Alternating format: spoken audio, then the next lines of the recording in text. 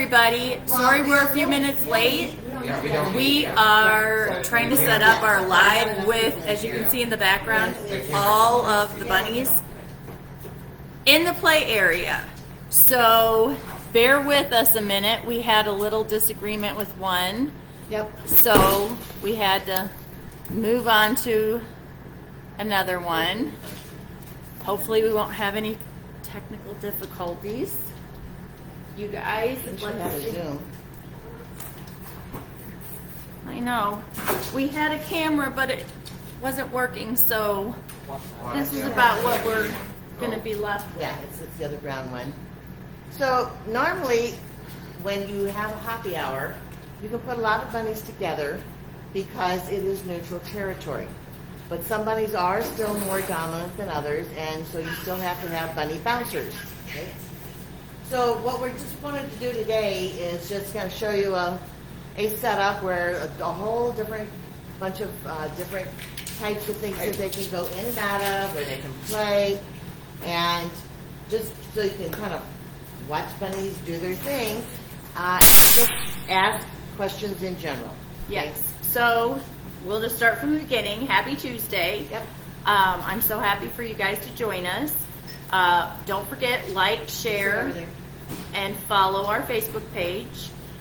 Please drop in the comments where you guys are watching me from. I have my phone so I can see all the comments. But basically, Joy and I are just going to start talking, but we wanted you to have a full vision of our... This is a playpen that we use for our shelter bunnies, for them to go and get some exercise and play together. We never leave them alone. Joy, you want to add anything? We never leave them alone. No. We always have several people in here. As you can see, right there. And they're just now beginning to explore a little bit and find out what's in here. Because the idea is you change things up too, so that they always have to explore. Right. You got one back there, see him just hop down off of a box. I would like to introduce, though, this is Ty.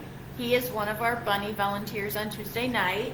You guys all know I talk about Elena all the time. She's been here since birth. She's now 18. We have Michael coming back. He'll be coming in, but he had to take a bunny that decided he wasn't going to play nice, so he had to get put back. So move that over here for a second, because we've got a whole bunch of bunnies over here that are wanting to try to explore, and then I'm blocking the way. Whoop, we have a. Okay. Nope. We're gonna. You're done. She's done. You want to tell Mike to put that one back? Without. We have to have bunnies that play nice together. Some of them, like I said, are still very, very territorial. And some of them may not have all their hormones out yet. Because being at the shelter, we're constantly having them spayed and neutered, and they really should. It's about 30 days before they can get all of their hormones out. Some a little more than others. Some a little more than others, but it's like, right now it's a yes. They're like little kids. They're all grouped up together. Oh, Joy, we got lots of comments. Okay. What do we have? Kelly says, hey, watching from Godfrey, Illinois. Oh, and this is Kelly that has Doodle, who now has named him Stevie, who is going to be coming in for her Bunny 101 and join our bunny family. So hi, Kelly, Bobby, Joy. Yeah. Now you can put faces to the names, and Joy will be the one doing your Bunny 101, so you'll be meeting her real soon when you come in. Let's see, who else do we have here? Marysville, Ohio, going to Bunfest this year. We're going to miss you this year. We lost the volunteers who kind of retired that had been making bunny toys for us for years. So we don't have the inventory this year in order to be able to make a full trip to Bunfest. We are going to have some of our wooden toys, but we have our own event here every year.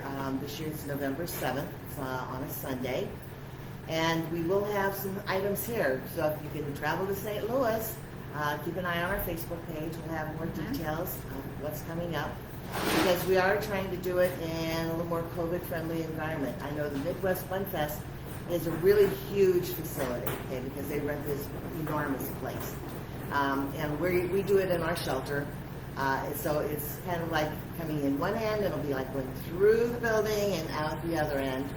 And that way we try to keep everybody, you know, it's a social distancing and everything, so that we really can try to make sure that, you know, But we you keep will, everybody safe. but you will get a really good tour of our bunny shelter Yeah, true. that everyone's been wanting to see when you do, if you do come in. So we have another one, Miss Hill. She wants to know, do bunnies generally get along during playtime?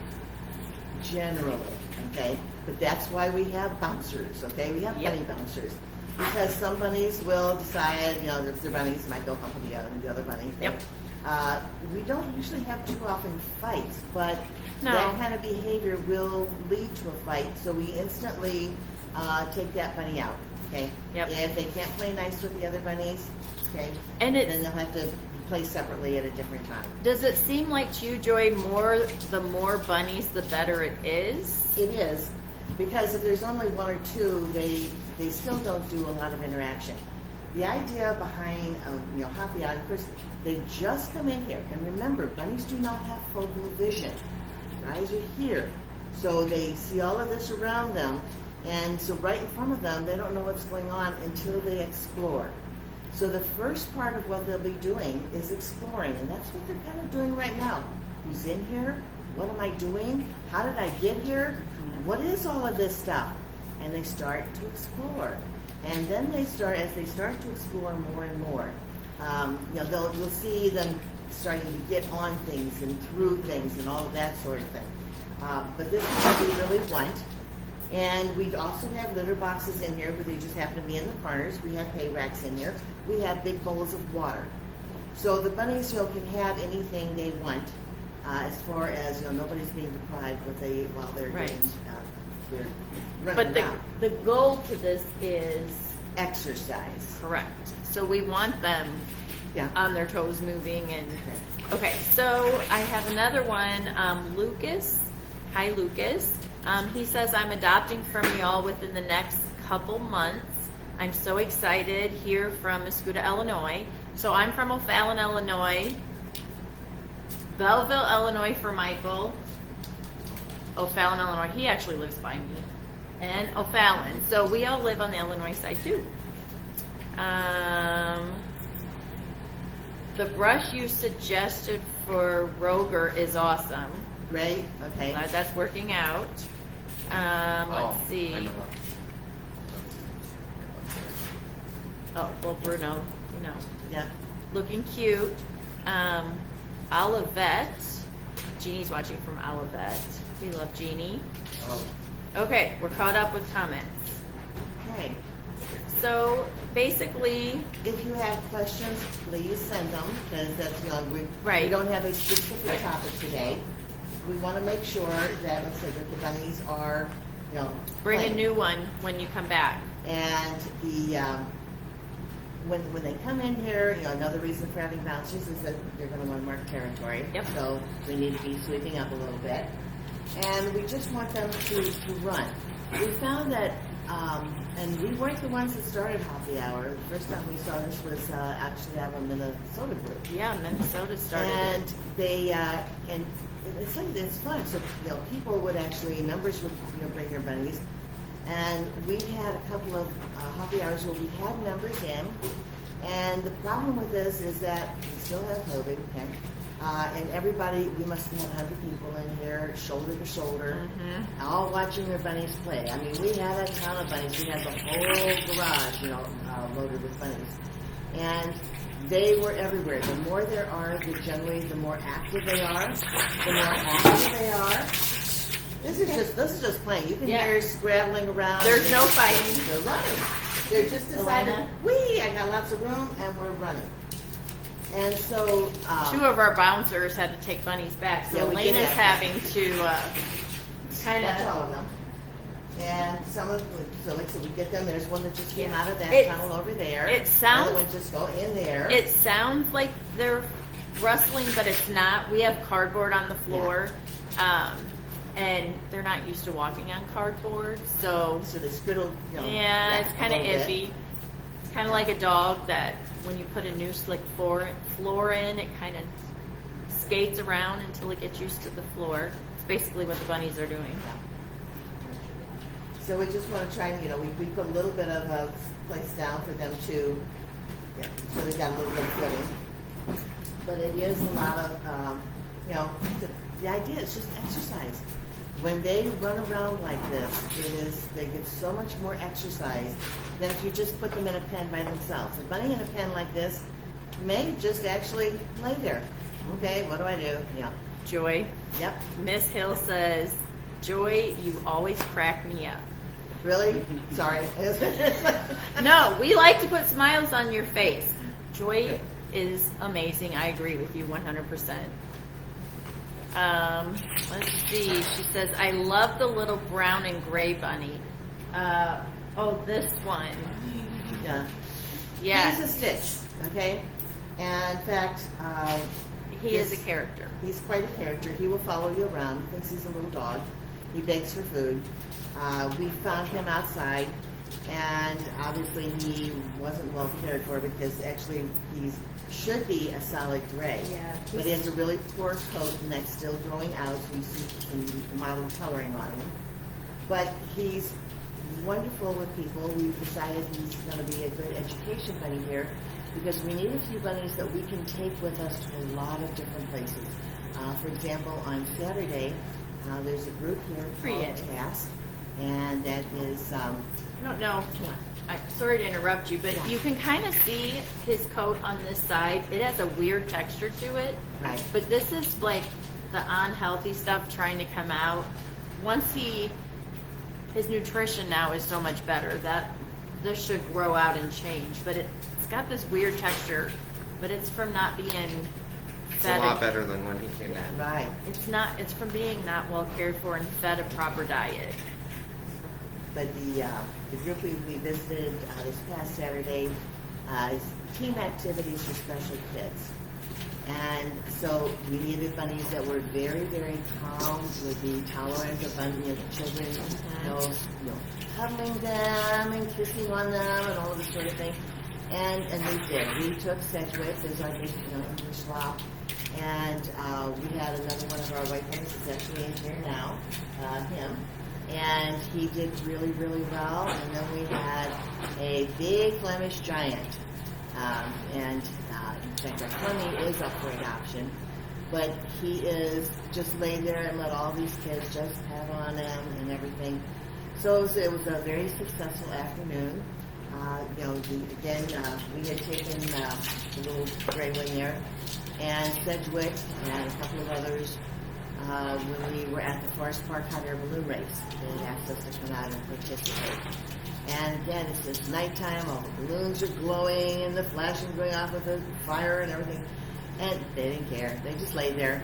So those are bunnies that we are really, really very calm and we can take anywhere with us when we need to have them at an event where it would really stress another bunny out. So It's important to know their personalities. So I have to catch up because this says, which I don't know what it means, it says close to 200. 100 people walking. Oh, perfect. Okay. So we have a question from Sharon from Maryland. She says, how many bunnies do you guys currently have? About 150. And like most of the rabbit shelters and even all of the animal shelters, everybody's overloaded right now. There's a lot we've had to turn away because there's not enough room. I mean, every single shelter is overloaded, and we've been trying to play catch up. We have been doing really well on adoptions, but if you're overloaded, again, you're still trying to play catch up. And we need to find these bunnies homes. So we're doing the best we can. We've told people if they can hang on to their bunny, if it's a surrender, we can put it on a wait list. But it probably is going to be a good couple of months. Before we answer this next question, I do want to say we just don't give them out. So if you just call us, we won't just adopt a bunny out. our philosophy is, well, this is how I look at it, is they came from bad situations and horrible places, and I'm not going to send them back to a situation like that. So we educate. Joy does the Bunny 101. We are very particular about them being in a home, part of your family, not outside in a hutch. So a lot of other places will just adopt out, or you can just go and pick up a bunny. But we don't do that. We are different. We like to keep them and spay and neuter. We microchip. We get to know their personalities. We know who they're going to get along with, and you don't get that. Just for example, step one is, if people are interested, is sending in an application. We screen the application.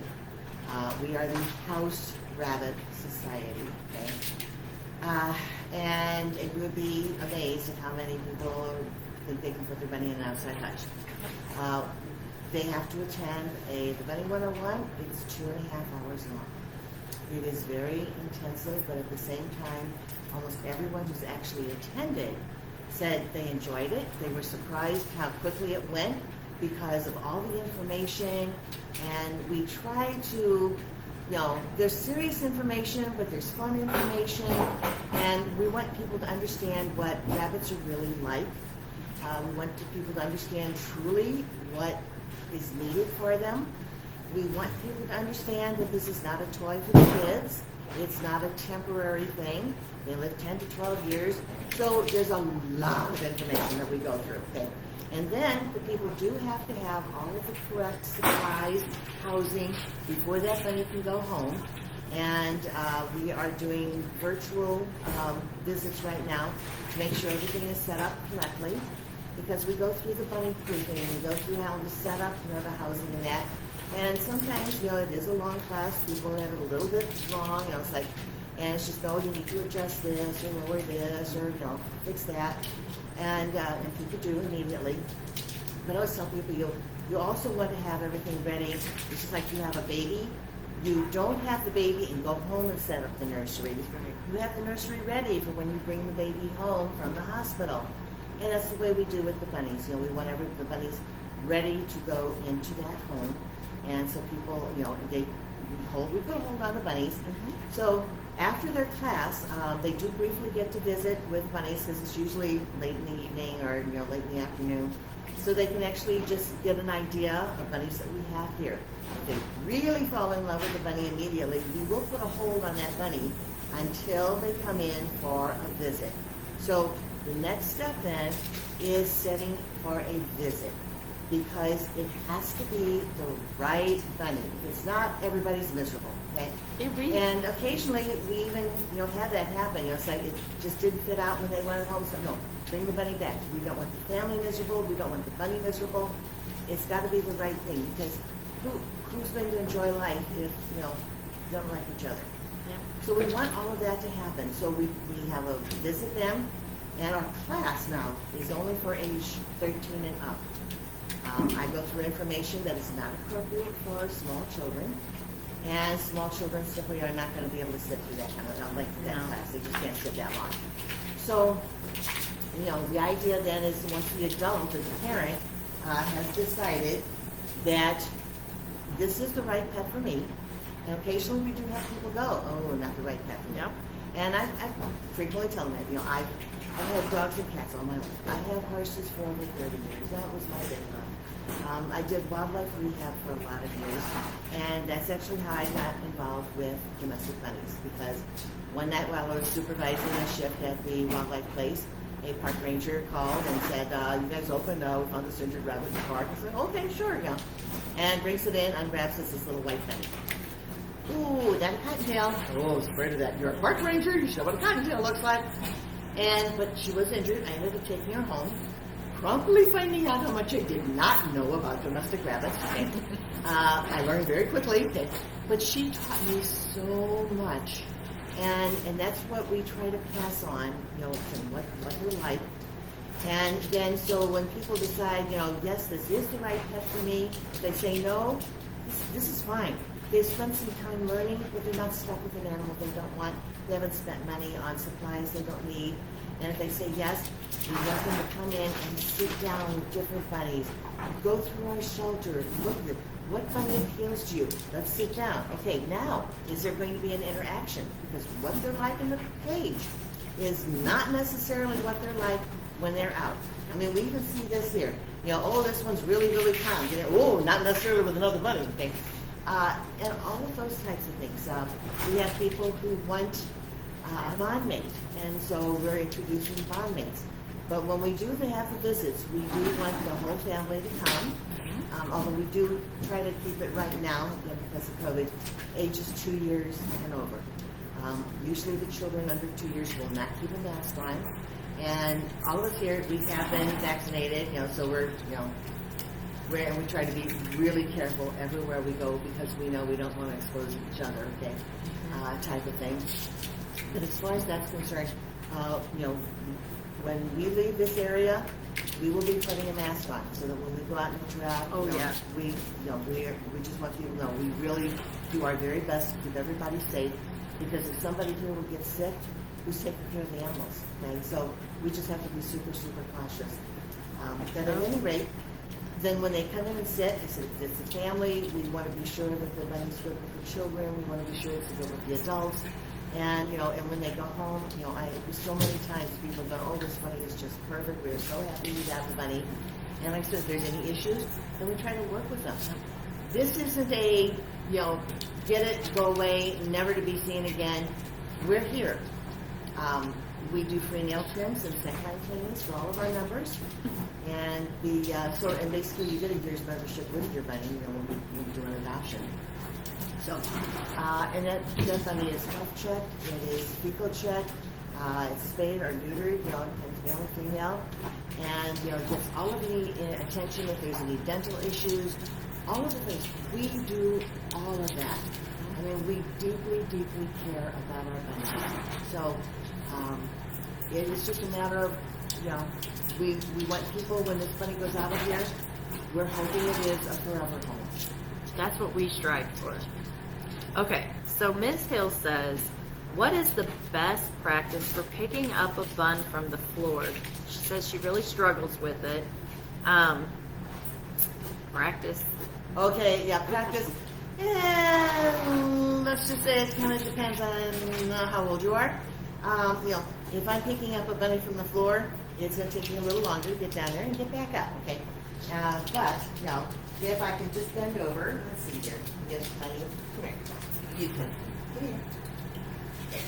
Yeah. So if I can do this, now this guy will let me do this, okay? Now, if I have one of the other kids come in here, put him back down, but kneel down and get down. Oh. Okay. So, you know, but the other thing, you want to be putting him down backwards. Pick him back up, face him, have him face you. So, you watch him? He's facing him. Wait a minute. Yes, okay. Bring him into you, and then stand up. You're always supporting that butt completely, okay?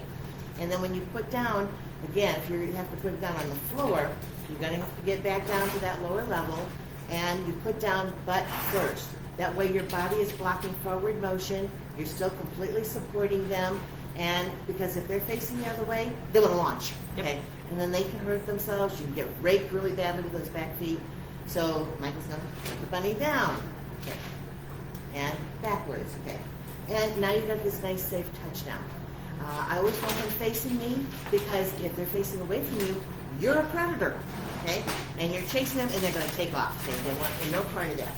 If they're under something, they're in what they think is their safe space or their tunnel, and even the sweetest bunny, if it's under a bed, is likely to growl and smack at you, maybe even bite, because you're trying to drag it out of its tunnel. So that's not, I say the best thing is really block off the bed. Okay? It's not a good idea to have them, you know, get behind there. You know, we always like something that we can pick up. And these two here, yeah. Yes. One is actually chinning the other one. The other one's saying, "Hi, here, over my head." Yeah, Godfrey was like, Yes. oh yeah, you can do that. You can do this. Yes. But this is a dominant position now. The little gray bunny, that's a dominant position.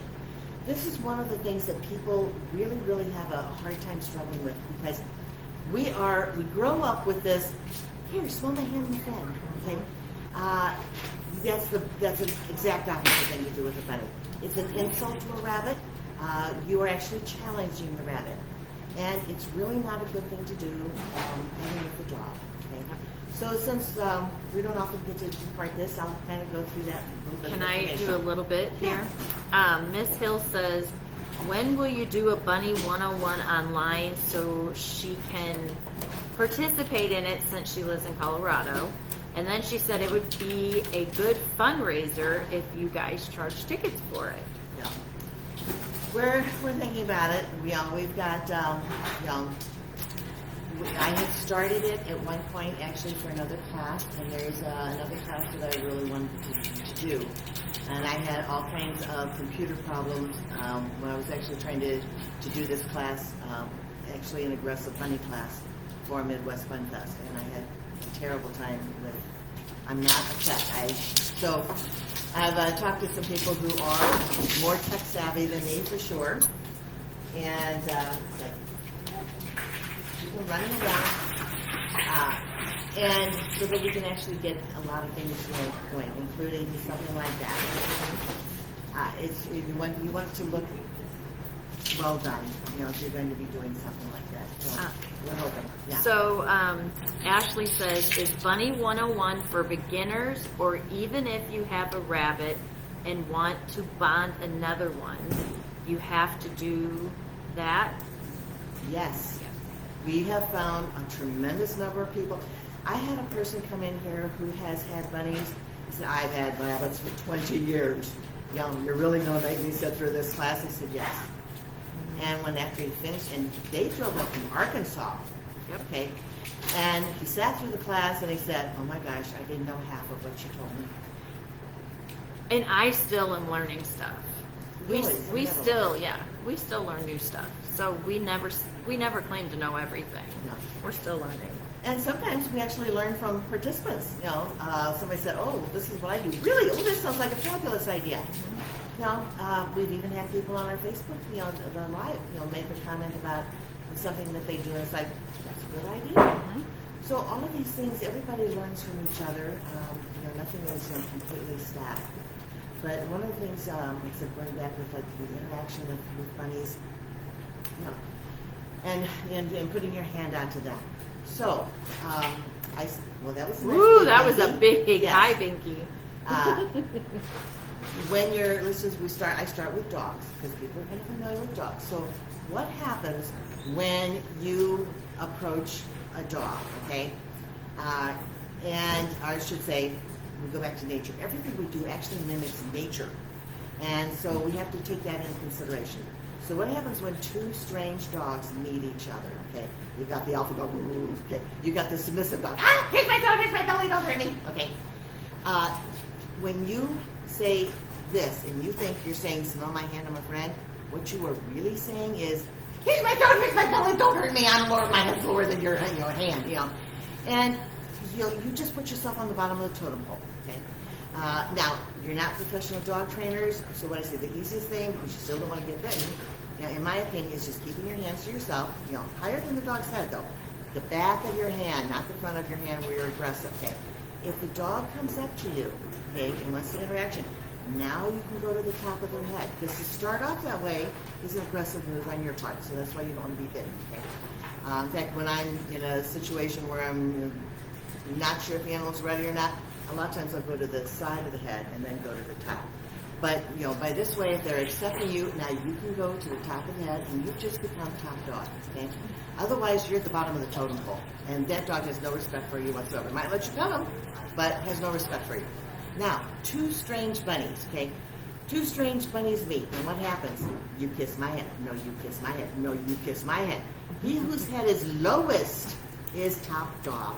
Wants the other one to groom them. So whenever people see these bunnies crouched down, they think they're being submissive. No. That's it. You, servant, kiss my royal head. Okay. When you see that bunny do it to another bunny, they're saying, you, I'm dominant, kiss my head. Well, unfortunately, sometimes that means the other bunny's going, and I'll jump on this one and help its head.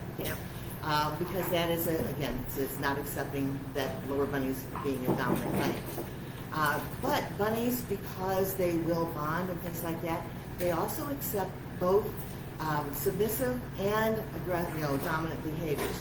So when you're petting, you think, well, now I am a servant, okay? But if a lot of the times, if I have a bunny that's a little bit territorial in their house or whatever, I can simply put my hand on the bunny's head. I'm not pressing down, I'm not forcing his head to the bottom. I'm just kind of basically covering his head. You want to stand up with that, bunny? Yeah, okay. And I'm literally just covering his hand, the head with my hand. And now I am dominant bunny, okay? And then I can turn right around and I can pet this bunny, okay? And sometimes when they're a little bit shy, use the back of your hand, again, not your claw. Back of your hand, and you can end up going dip, and then you can end up switching it over and going, because they like full face rubs between the eyes and the ears. They like ear rubs, okay, and then front to back, okay. You start to get in the back, you are a predator, so always let them know where you're at. Let them see your hand coming, not right here where they're blind, okay. Always where they can actually see you coming. So all of these different little techniques that really can help, when you're trying to work with them. And there's even times when bunnies, especially really, really shy bunnies, or maybe they're timid because they haven't been handled well, I actually will use a verbal, and back of my hand, and it's like, pat. And that's what I do, just the bare note, and I stop. Just maybe one or two little, and I say pat. And once I say they can catch it, oh, pet means I like this, and now they're going to let you do it, because it never lied to them. They will never forget it, okay? They have really extremely good memories. So I always just do this, and then if I'm petting, and once they're really accepting that, now I can maybe turn my hand over and continue, but I'm just petting. And I may continue going on and, down to the bunnies. But everything is a little step forward, if you have to take a step backward, because now it's really skittish, do that. Sometimes they even start when they're eating their dinner, and we like putting a little bit of, just a little sprinkle of oatmeal, because it helps as a binder, but bunnies like it as a treat too. And while they're eating that, I say the same thing, pat, and I make sure, well, they don't want to run away from their treat. So they may let you do that, and then they might run away, and you just stop. There's so many things, you just have to be patient with some of them. I mean, others, like little Godfrey's in your face, okay, and literally climb all over you. We have a video from our event on Saturday where Bob, one of our volunteers who was at the task event, bent over, and immediately the bunny was on his back. It's kind of like, what you doing? And what you looking at? And he's peeking over down on the ground, trying to see what bunny. And Bob's like, help!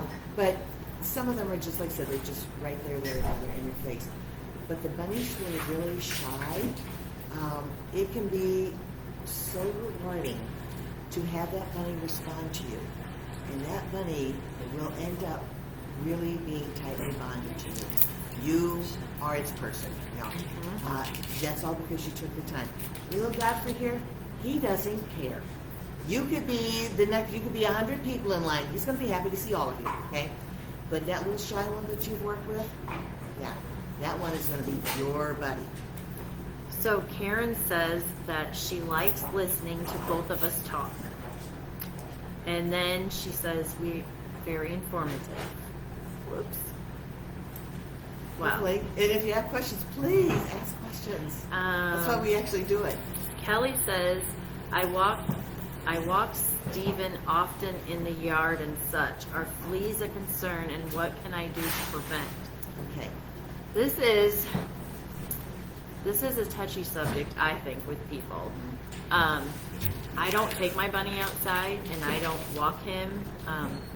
Too many dangers for me. Fleas are one of them. Parasites.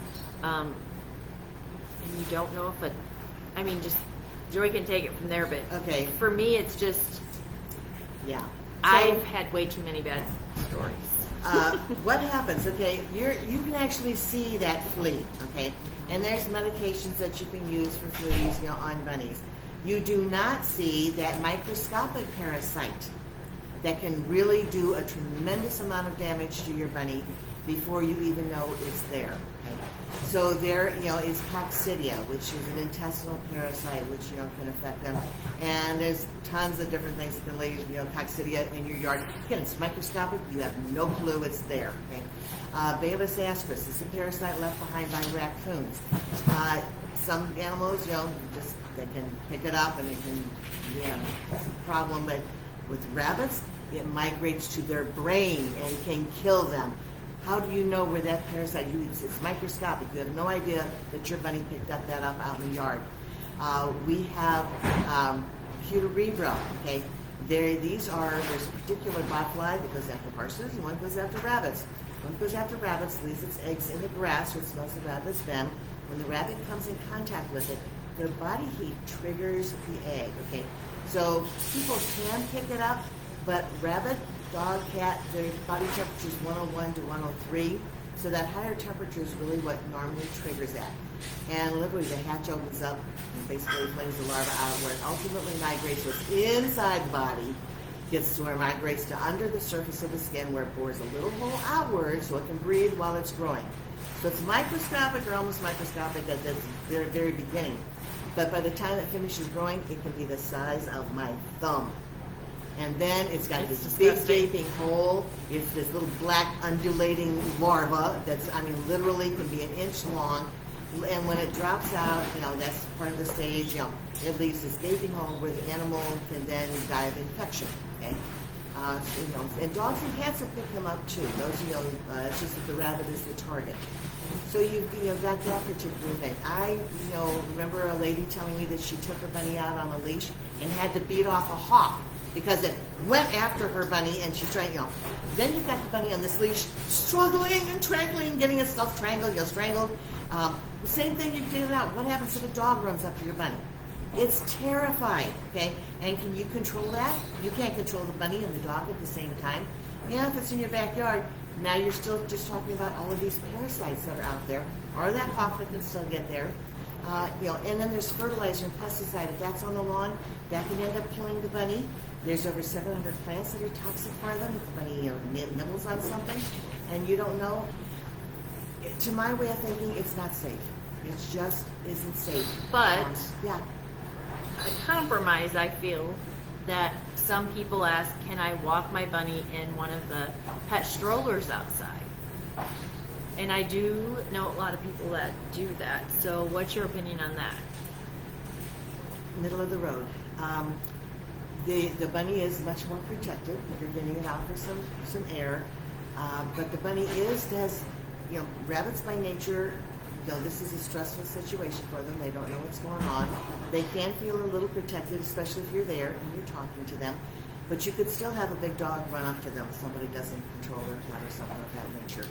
So it's just kind of like if you're prepared to handle any situation and you really like to take your bunny for a stroll and your bunny doesn't mind. So this is one of those things. If you get back and your bunny's fine and your bunny eats the next day, okay, it may not mind. It may enjoy that stroll. Just like we can take some of these bunnies, like I said, anywhere, and they don't care.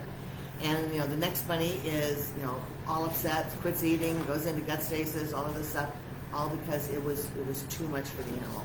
So gauge it by your own pet. If you like doing this, and your pet and your bunny is fine with it, good. So just be prepared for those things. Okay. What do you think about having a rabbit locked up at night in a cage but free roam in the day? I don't think it makes sense. They're mostly active at night. This is, again, a situation, a lifestyle. A lot of times people don't necessarily want their bunny free roam at night when they're not around to supervise. And if that's the case, as long as that is comfortable, remember, as long as you've got a large enough area for them to be able to move around, play, chew, sit on things, all of these things so that they have some activities. You don't want to be stuck in a sterile environment. You don't want that stupid little box where they can't move around, they can't stretch out. It has to be a comfortable environment. So that's why we promote a lot of the exercise pens. That doesn't have to be this big. Just large enough, that, the typical exercise pen is 4 foot by 4 foot. And works really well for the bunnies. They can still move around, they can still be active, and they can still be, and you're still comfortable that they're safe, your furniture is safe, that sort of thing. Yeah, we can't make a utopia for every single bunny. We can't make a utopia for every single person. We do the best we can. Yep. And so we're not going to be trying to sit in here and be super judgmental about every single situation, because every situation is different. We want the bunny happy. We want the bunny comfortable. We want people to know when the bunnies are comfortable and not comfortable. But there are different circumstances for everybody. Yep. At my house, my bunny can come out anytime at once during the day, but when I go to bed or I leave, the baby gate goes up. It's just, I kind of treat it like a child. Would you let the two-year-old run around your house? Not at mine. While you're watching, sure, they can run around or maybe out in the backyard, but you don't let them go out in the backyard by themselves. You don't, No. again, let them run around the kitchen by themselves or they get into anything, turn on the stove. Yeah, it's just one of those situations. And bunnies are actually crepuscular, okay? That means dawn and dusk. That's when they're the most active. But they can be, active, they're actually a little more active during the night than they are during the day. But out in that wild, remember their hereditary background is the European wild rabbit, which digs these vast underground tunnels. They're down there all day and all night. So they're down those tunnels all night. So this is really not a whole lot different than your bunny being confined, as long as it's comfortable, at night. And also at my house, because I am home all day with kids, my bunny is very active. It kind of got on our schedule and not on the bunny schedule. And he sleeps at night. He doesn't keep my daughter awake. Let's put it that way. So I don't have any more questions, Joy. It's almost 7. Okay? So if you have anything you would like to say to wrap it up. I'm going to make sure your bunny does get exercise. There's a lot of reasons. Their muscles need that exercise. Because they excrete excess calcium in their urine, they need to be able to run and keep that calcium turned up so that when they do pee, it comes out rather than building into bladder sludge. And there's other things that can cause that too, but again, you can help prevent it by keeping your bunny exercised. The bunnies that get the most exercise are usually the least frustrated and are, actually less likely to get into trouble than the bunnies that are, confined. One of the things we wanted to show everybody here, we give our bunnies either cardboard boxes or wooden boxes, to hide in, to sit on top of, to chew on. And when we were cleaning the other day, so you can see this box is well loved, chewed on. This is what we found on the top. The bunny made a self-portrait. This is not clean. If you look closely, it's all clean edges. This is all chewed cardboard, okay? We're going to cut it out and frame it, okay? And we're going to put a little paw print on it for her, and put her name on it. So it's just we have a bunny artist. So it can be so much fun in so many ways, and we just want everybody to enjoy them. So Ms. Hill says HRS St. Louis rocks, and Tammy says thank you. We are all looking forward to adopting. Thank you, everybody. We appreciate it. We will see you soon. Bye. Bye-bye.